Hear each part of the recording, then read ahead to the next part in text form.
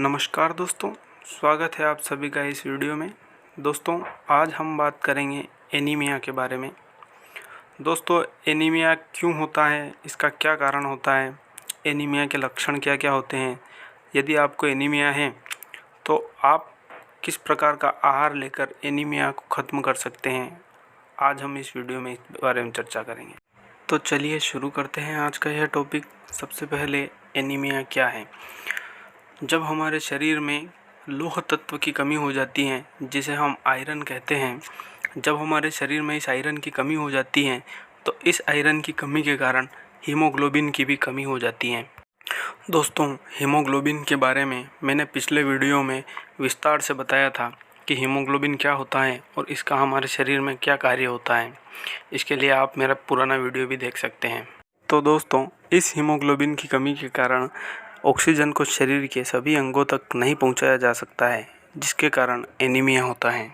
देखा जाए तो एनीमिया कोई बीमारी नहीं है, किंतु यह स्थिति बहुत सी बीमारियों की जड़ है।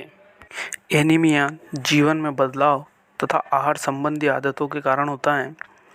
यह बढ़ते बच्चों, बीमारों और स्तनपान कराने वाली महिलाओं में पाया जाता है और हमारे देश में लगभग 90% महिलाएं एनीमिया से पीड़ित होती हैं। दोस्तों, यह थी एनीमिया की डेफिनेशन। चलिए अब हम एनीमिया के लक्षणों के बारे में बात करते हैं।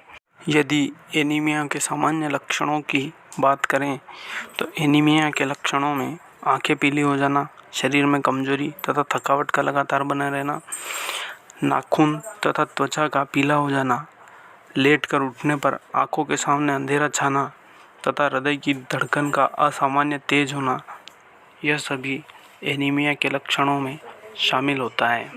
यदि आपको भी यह सभी लक्षण अपने आप में दिखाई देते हैं तो डॉक्टर के परामर्श के पश्चात एक बार अपना CBC टेस्ट जरूर करवाएं। तो चलिए दोस्तों, हम बात करते हैं एनीमिया के कारणों के बारे में। दोस्तों, एनीमिया का सबसे मुख्य कारण वैसे तो पौष्टिक भोजन की कमी को माना जाता है। इसके अलावा कुछ ऐसी बीमारियां भी होती हैं जिसके कारण हमें एनीमिया रोग हो सकता है।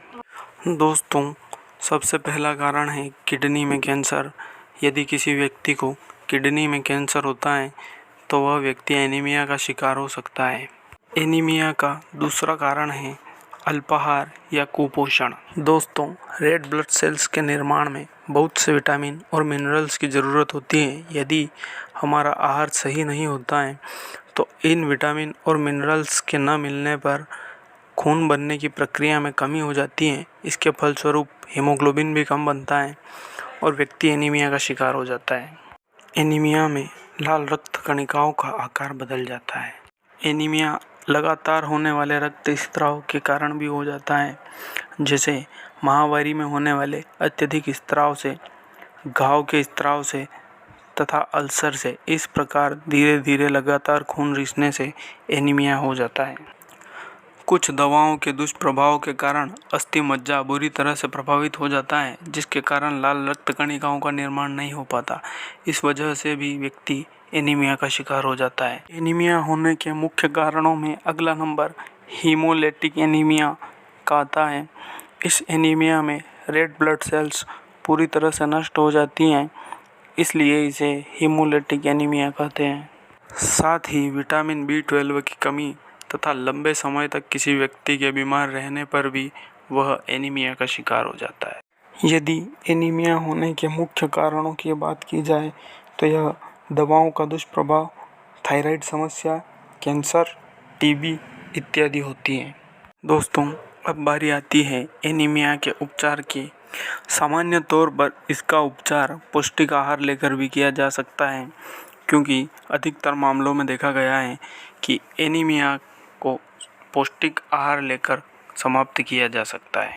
कुछ एनीमिया में इलाज की आवश्यकता होती है, इसके हेतु डॉक्टर का परामर्श आवश्यक होता है। साधारणतः युवाओं में एनीमिया तुरंत समाप्त हो जाता है, किंतु वयस्कों में इसे इतनी आसानी से खत्म नहीं किया जा सकता है।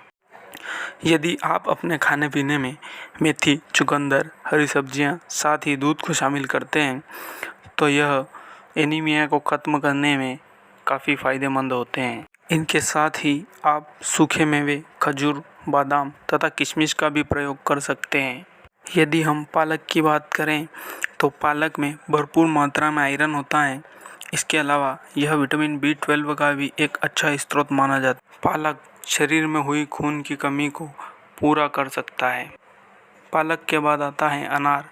यदि अनार को सुबह खाली पेट तथा दिन में 2 से 3 बार यदि अनार का जूस बनाकर पिया जाए तो इससे भी एनीमिया में काफ़ी आराम मिलता है।